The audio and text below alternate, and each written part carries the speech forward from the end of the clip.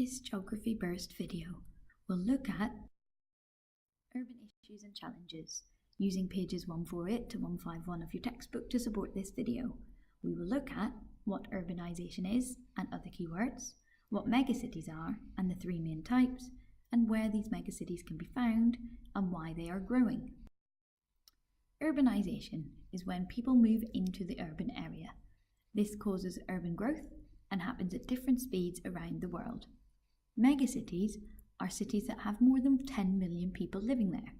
These can be rapidly growing, slow growing, and just growing, which is the speed in between rapid and slow. Other keywords for this topic include rural to urban migration, or counter-urbanisation as it's sometimes called.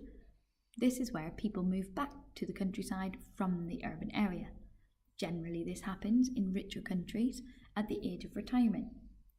Then we have natural increase, which is when the population increases as more babies are born than people are dying, i.e. the birth rate is higher than the death rate. This generally leads to urban growth as well. Push factors and pull factors. They are factors that make you want to leave an area or move into an area.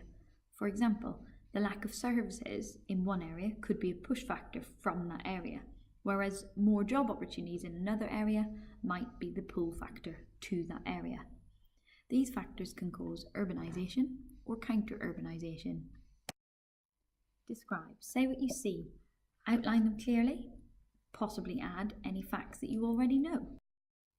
So describe where the megacities are found. Slow-growing megacities tend to be in HICs, or richer countries, where most people already live in urban areas. This means that because the majority already live in cities, megacities are unlikely to grow rapidly due to space. For example, in Europe and Northern America.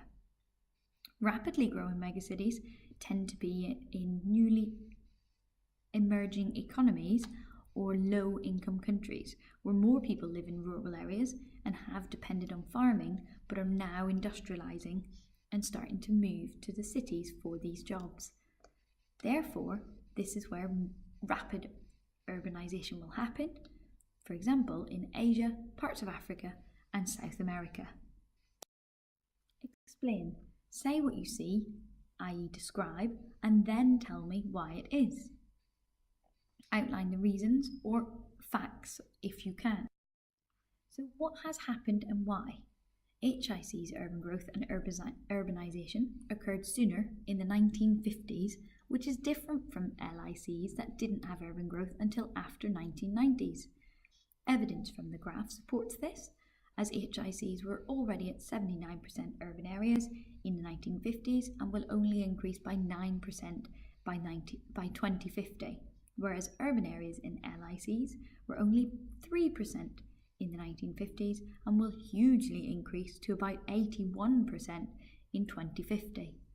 The reasons for this is because they have now gone through the agricultural revolution.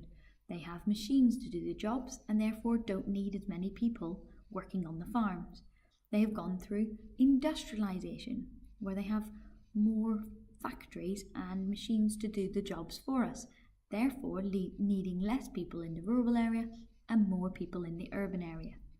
There is more jobs in urban areas, there is better healthcare, people are surviving longer and therefore having less children due to the improved machinery on farms and healthcare. Therefore, there will be an increase in urban populations rapidly in LICs, but also again more slowly in HICs. Geography. Know your world.